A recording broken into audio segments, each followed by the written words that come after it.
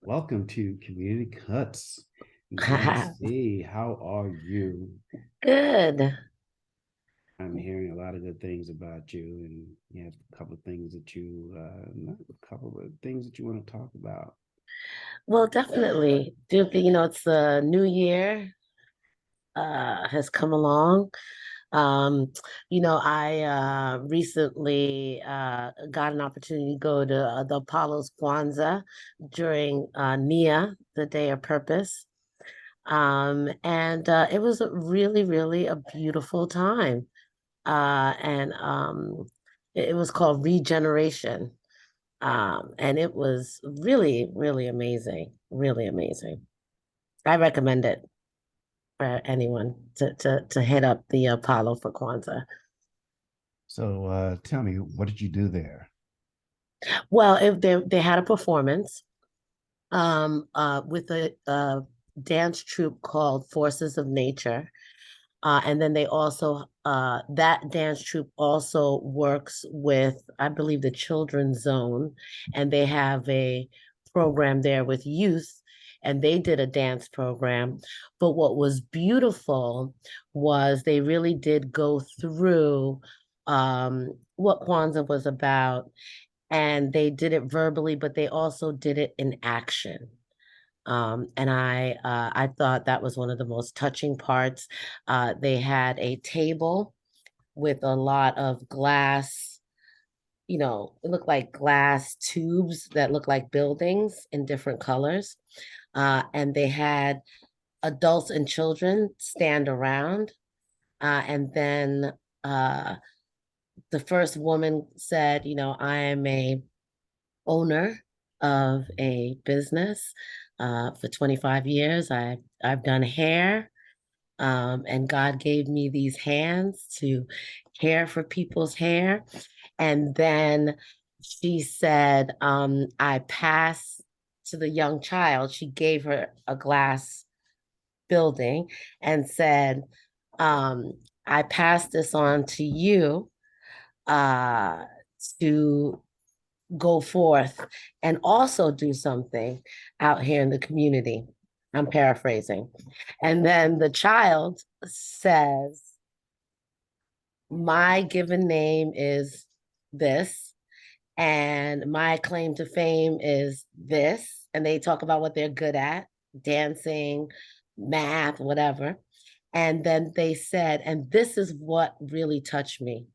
They said, I take this responsibility to grow up and give back to my community.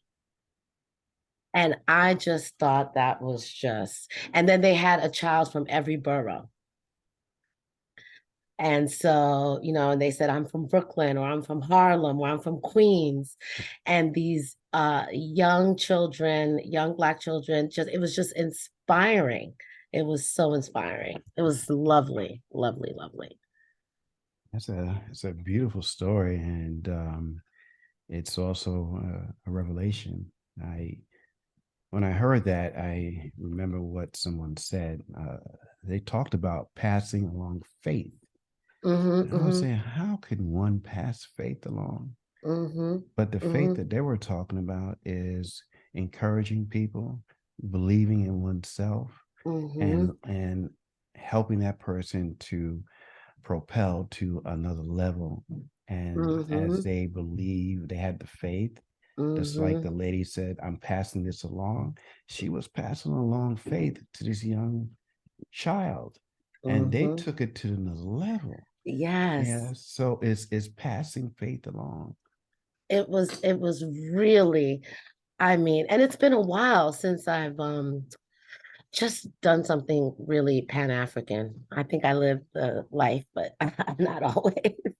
But it was at first the professionalism, the everything, but um uh I honestly, what I think touched me, I think also what they hit upon right away was that isn't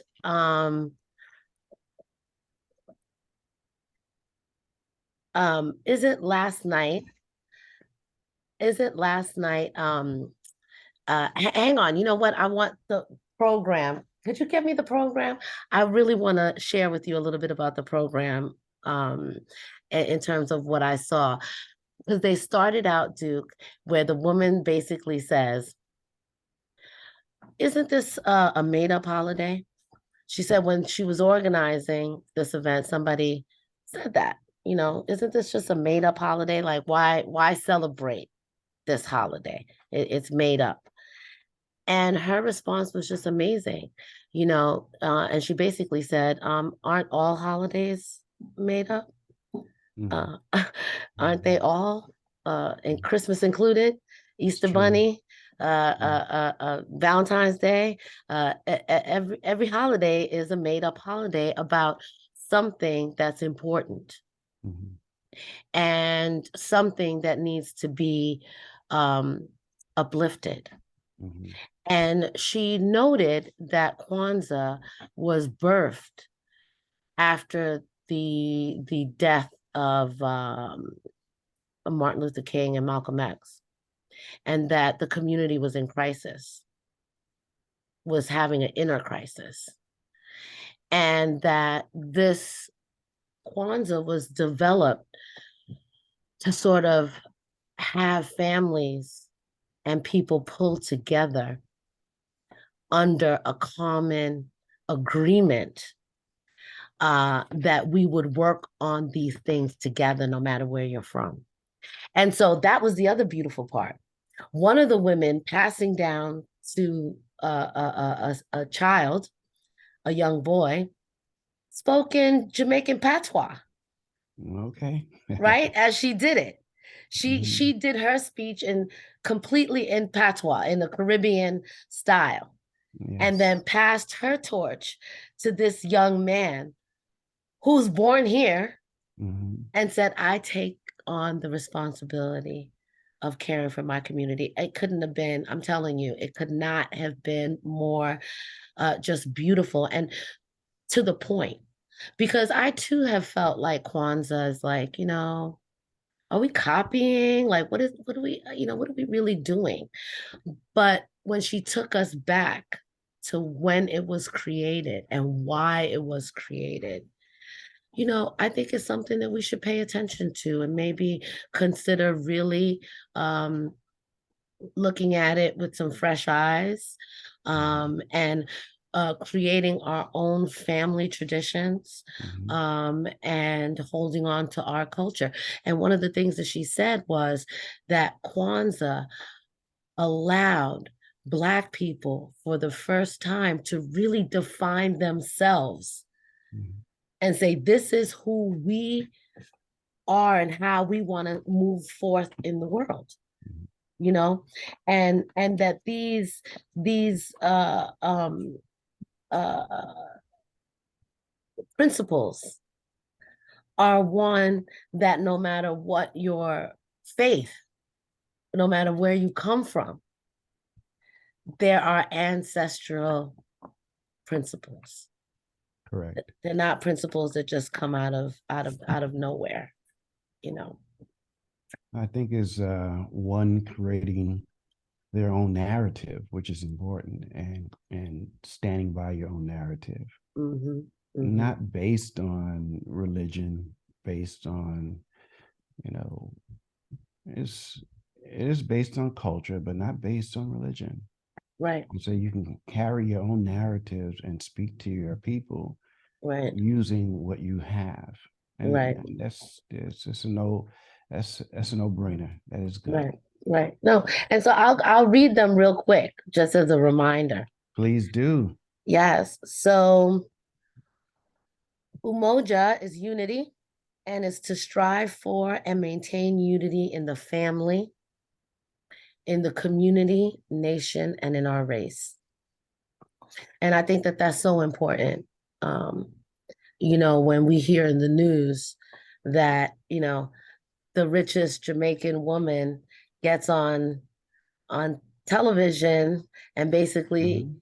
when asked the question, do you think you strive more because you're an immigrant than African Americans? She said yes. And that is where we lose our unity Mm-hmm. because we have to understand that we have a joint struggle, Mm-hmm. though we may have different experiences and even different cultures. Mm-hmm. And we can't step on our brothers and sisters and blame them for their victimization, and so unity is so important, but also for the family.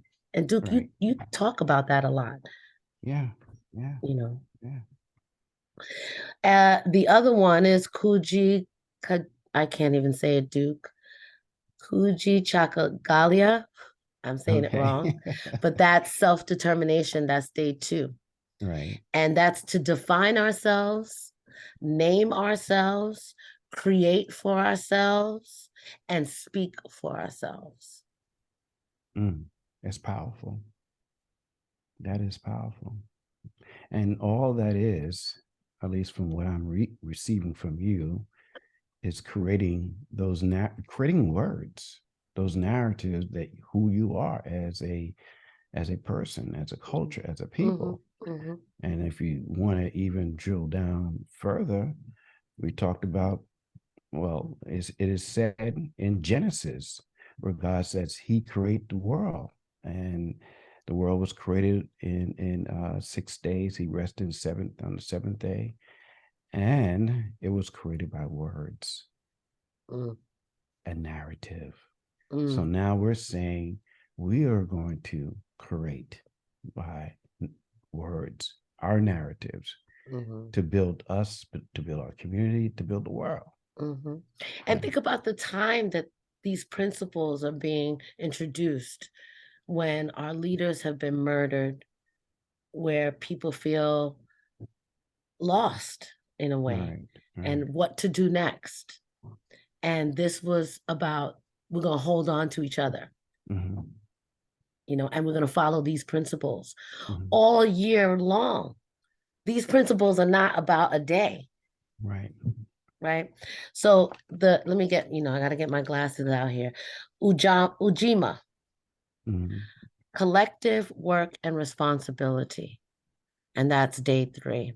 And that's to build and maintain our community together, to make our brothers and sisters' problems our problems, and to solve those problems together.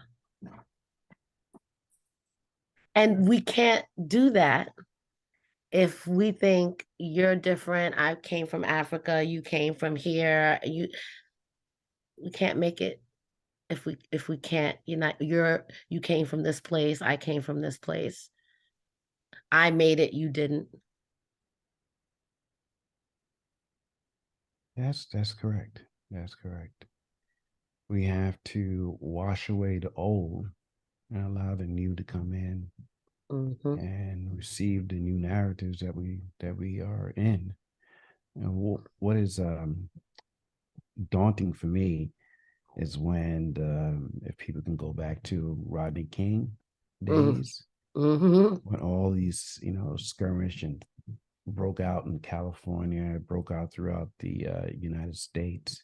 It mm-hmm, didn't matter whether you're Black American, West Indian American. It mm-hmm, didn't matter whether you're a Hebrew, and people didn't ask questions. They just mm-hmm, said this thing is atrocious, mm-hmm, and we need everybody to come to an agreement, and everybody did. mm-hmm, And they came into a crowd of people. You can be mm-hmm, speaking your patois, you can be speaking your different cultural mm-hmm, aspects of what you receive as a child, or you can speak the English uh, as a Black person. mm-hmm, It didn't matter. And mm-hmm, so we came under one umbrella because we saw the um, misjustice of someone, and misjustice of a character of a people, mm-hmm, and we mm-hmm, stood under one umbrella mm-hmm, with one narrative. mm-hmm. Mm-hmm. Yeah. Mm-hmm. Mm-hmm. Well, the next one is Ujama. So it's Ujima, which is collective work and responsibility, and Ujama is cooperative economics. Mm. To build and maintain our own stores, shops, and other businesses, and to profit from them together. Okay. Uh, what's today? What we have is Kyrie Irving with the New Mm-hmm. York Nets, Mm-hmm. and he was canceled by Nike, and now today he's looking for a sneaker. He found a sneaker. He's talking to someone that owns a black sneaker company, and he wants to be part of that company and create their new brand Mm. to support the community as well. So it's a narrative that should be talked about, should be listened to, and create a financial stability for not only for them but for the people who are working there or working to promote this whole new sneaker and for them as well as for the community. Yeah, Well, look, my thing with Kyrie is that, look, you don't have to talk about any other culture to big up your own. right.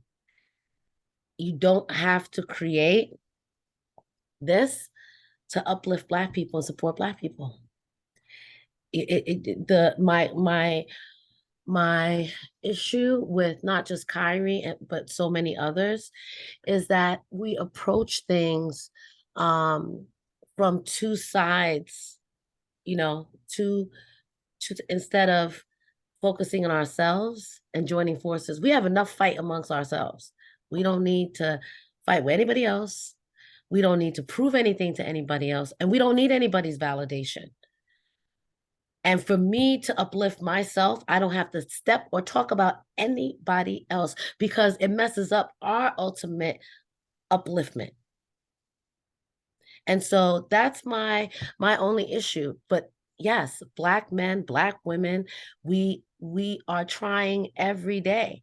I there's so you yourself uh follow this very rule of I'm constantly seeing you uplift other businesses, black, white, green, or purple, Right. owned by Right. whomever, because overall you care about your community and building it, Yeah, you that's know? true. That's And true. so, we want to support our brothers and sisters and we need them to stay focused. We definitely need to stay focused. Our issues tend to become polarizing. That's And that is that's true. that Yeah. when you make things polarizing and you lose a lot of people. All right. You lose a lot of people. It's really got to be about being collaborative, you know? I also think that there's times in the past that if you're living in the project complex, that if you're in one project opposed to the other project, you can't go to the other project. Yeah. All Yeah. right. So Yeah. we have to get rid of that spell that Yeah. this is only one, this is a community. And if I can't come to, let's say, Brownsville projects, and I live in the Fort Greene projects, that's not going to work. Right. Yeah. Right. So No, absolutely. we have to, you know, move that Mm-hmm. spell that we're Mm-hmm. under and come together as a team, as a force of love. Mm-hmm. That's Mm-hmm. that's the way, and that's before we start supporting each other. Move this, Mm-hmm. yeah. Well, am I sharing? Wait, I'm gonna hold on one second. Hold on. Hold Okay. on. Okay. Hold on. So I want to share this. Can you see this? Yes, I can. Okay. So I think this is really important when we're talking about the history of African Americans in the United States. Mhm, So as you can see, slavery was started in the 1600s, mhm, and we're all here in 1850. mhm, Then there was Reconstruction. mhm, In this era, right here, mhm, Black people voted. When mhm, this happened, when Black people were freed, they said, "We're free, we're playing ball." mhm, So we had several congressmen, senators, mhm, mayors, right? mhm, We were building, right? mhm, And then people, uh, what you will call the Jim Crow era started, which meant policies began to change. It's similar to what happened to Tiger Woods. Tiger Woods came in the scene, he started winning mhm, and winning and winning and winning. And so what did these golf courses do? Right? You play golf in certain golf courses, right? mhm, These champion, they restructured their golf course. They all went under renovation one by one. And they renovated them and then changed how they flowed because golfers memorize. And then they actually designed it against his weaknesses and strengths. This one guy changed everything about how, well, not everything about golf, but basically they restructured. And so that's what happened during the Jim Crow era. mhm. All of a sudden, you weren't allowed to buy property. Your whole people would be like, you can only buy this much property, no matter how much money you have. So many times when people come from other countries, they don't really see the time frame. The civil rights movement. Look at where we were from Jim Crow to the civil rights movement to where we are now. Mhm, It's not. It's not even half the time has gone by. mhm. So I just wanted to share that for perspective. Now, I awesome perspective, I must say. I'm gonna drill down a little bit further in the sense that we forgot, not purposely, but we forgot.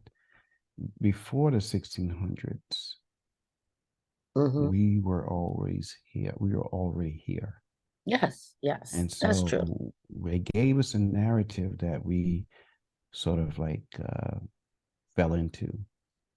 But prior to the 1600s, we were here. Hmm. And Eidelman Van Sertima talks Hmm. about that. And he has receipts about that as well as Dean Hmm. Calloway. They have Hmm. receipts about that. So we Hmm. had a whole new there was a different paradigm here Hmm. prior Hmm. to what they gave us in 1600s, 1500s, 1619 when we first landed in Virginia. So there was a whole new paradigm. So with that being said, yes, what you just showed us on the screen, that is correct. But Right. Well, I'm just speaking American history in exactly. terms of that's all I'm speaking. Okay. American in Yes. terms of that segment of our history. But Right. yes, we come way before then. Way Agreed. before that. Yes, Yeah. yes, And yes. sometimes people they fall into that spell and they just, okay, this is where it started. No, Hmm. you just don't remember. There was nobody teaching us where it started, and so we fell into that narrative that we received, and that's Right. okay. But there's a deeper narrative. Well, there was somebody who, let me find the quote. Okay. Um, um, I had actually posted it once.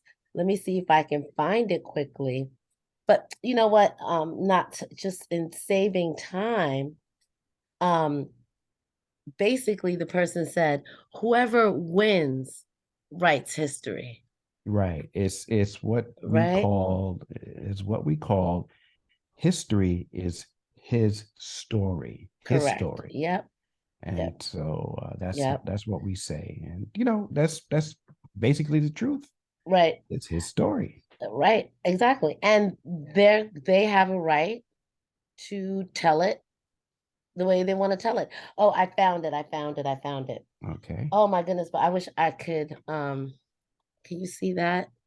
I see it. Yes, I do see it. Yes. Bring it Wait. more. Yes, there it is. Yeah. Got Okay, it. wait, let me see if you could hear this. On this decision, do you think it will be written? Well, history is written by the winners. It depends on who's writing the history. When history looks back on this decision, how do you think it will be written? Well, history is written by the winners, so it largely depends on who's writing the history. When history looks back on this decision, how do you think it will be written? Well, history is written by the winners, so it largely depends on who's writing the history. When history Yeah, looks So he's back correct. on this so decision, that was the attorney general on dropping the case against Michael Flynn. Right. And so people were saying, what are people going to say about this? This looks bad on you. And that was his response. Right. And he's right. He told the truth. And you can't get mad about that. It's the truth. He said Yeah. it. Yeah. He said it. Okay, so the next one, there's only three more, Okay. is Nia, which was the Mm-hmm. one I had gone to at Mm-hmm. and Nia is purpose. Right. And it's to make our collective vocation the building and developing of our community in order to restore our people to their traditional greatness. So I'm going to read that again. Hold on. So, purpose to make our collective vocation the building and developing of our community in order to restore our people to their traditional greatness. Yes. And that is true. Once you have purpose in your life, you have a seed of life that's growing within you. You're budding and you're Mm-hmm. developing. Mm-hmm. What purpose would it be for me just to be here Mm-hmm. and live out my purpose, my calling, what I was called to do by the Most High? Mm-hmm. And so I know we all have a purpose being here on earth. And once we tap into that purpose, drill down, just like the Matrix Mm-hmm. with Neo, when Mm-hmm. when he found out what he was called to do, he Mm-hmm. found out his purpose, and then he became, excellent at his purpose as he learned it. So we Mm-hmm. have to find out our purpose in life, and not everybody can be a school teacher. Not everybody can be a professor, or a Mm-hmm. doctor, or a lawyer, whatever Mm-hmm. it is. But Mm-hmm. find out your purpose in life, and with your purpose, you will receive monetary access Mm-hmm. because it is what you do. It is your vocation, right? As, Mm-hmm. you're working in your purpose. You feel like you're not even working because you're called to do the Yes. stuff that you love doing. So it's Yes. not, and then you make money behind the stuff that you love doing, which is just ease. It's like having you know, everything at one time. So Mm-hmm. find out one's purpose and live it. And Mm-hmm. and say this in closing with that energy, the greatest energy is love. Mm-hmm. right? Yes. So when Say you it find again. the greatest energy is love. So Yes. when you find your purpose, which is love, you find everything. Mm-hmm. Mm-hmm. Yeah. A lot of people don't know what that means. It sounds so fluffy, but it is so powerful. It is so powerful. And I think I say that because I think sometimes people don't know what love is, because love is not always um loving somebody who's loving you back. Right. Sometimes, and I don't mean a domestic, somebody's treating you bad. I Right. mean, sometimes you have to separate from someone to love them. Right. you know but sometimes love is not always being given back to you from the person you're loving, right? And Right. sometimes you don't love your situation, or you Right. don't love where you're at right now, Right. but you're right, loving and putting a loving foot forward, it just comes right back. I think Mhm. that's why it's so powerful, because it comes right back to you. Mhm. I'm going to share something with you. I had a friend. He has passed away, and he has said to me that his wife said to him, which they were going through some difficult times, and she said to him that I love you. If you go to the hospital, if something happens to you, or if you need me to be there, I will be there for you. But I'm not in love with you. Mm. So there was a distinction Mhm. between the two different energies. Mhm. And the energies there, I will protect you like a friend. I will love you, but I'm not in love with you. And Yeah. once you find out that in love, like a mother loves their son, mother loves their Right, right. daughter. Yeah, That's like the in. family. Yeah. There's an in love Mhm. that is deeply anchored within. That in love, that energy is the most powerful energy that one Mhm. can attain. Mhm. And Mhm. once we tap into those things, and then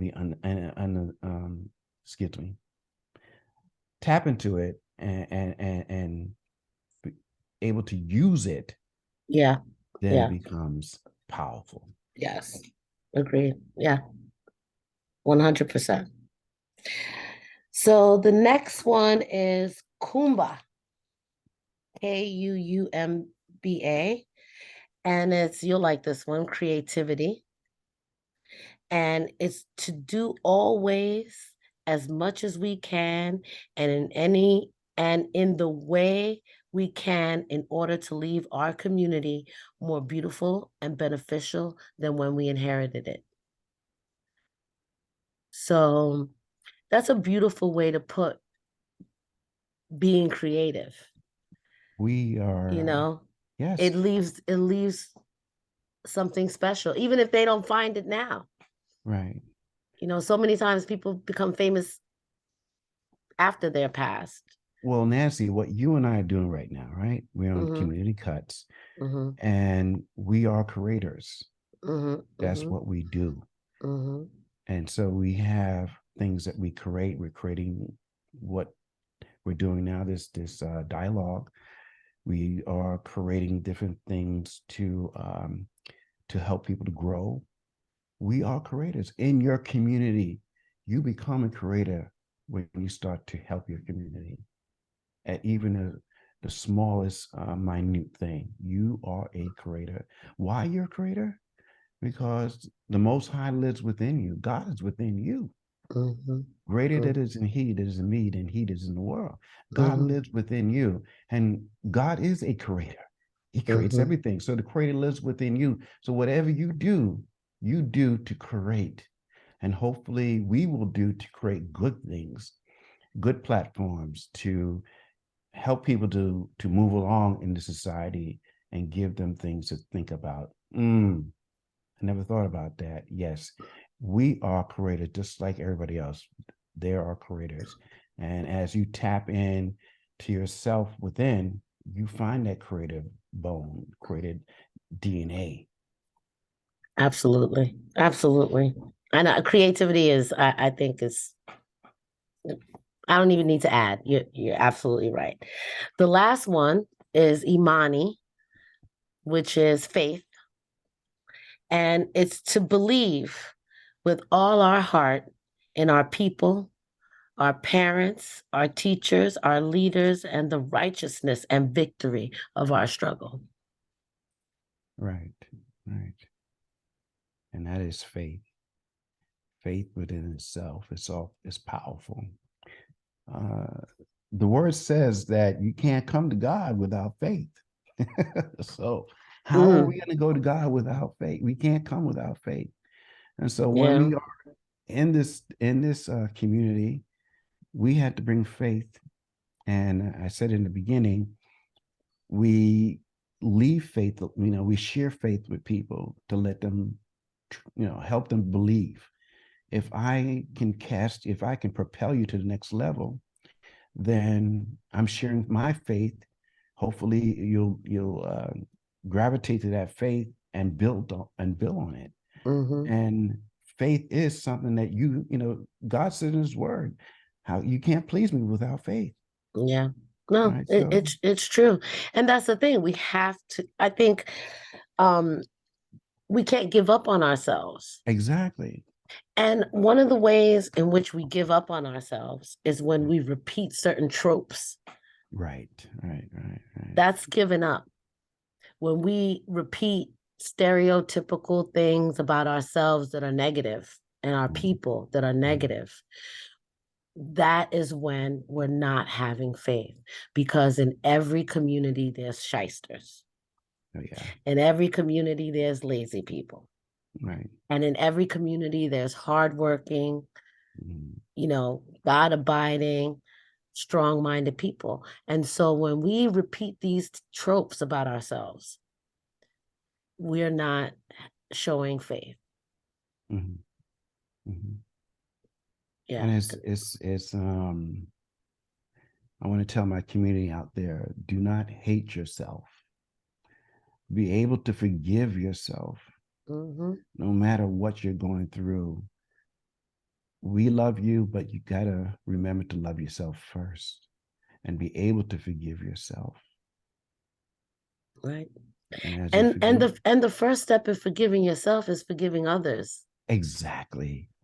You Exactly. have to let go and forgive others. Yes. And then you can forgive yourself. Exactly. It's going to that person and said, look, would you forgive me of whatever I did?